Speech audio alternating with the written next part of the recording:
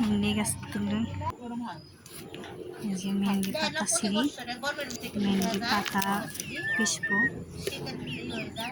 মেহেন্দি পাতা মাথায় দিলে চুল শক্ত হয়, মজবুত হয়, চুল ওঠে না, সিল্কি সিল্কি হয়, যার কারণে পাতা তুলে নেব।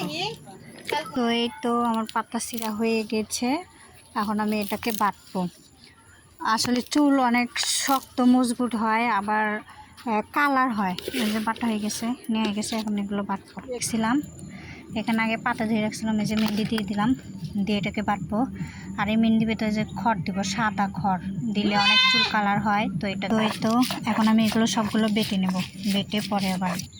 সো এই তো ফাইনালি আমার মেহেন্দি পাতা হয়ে গেছে, এই যে দেখেন। আর হাত কি সুন্দর রঙ হয়েছে, হাত রঙ হলে হাজব্যান্ড খুব ভালোবাসে, অবশ্যই বলবেন।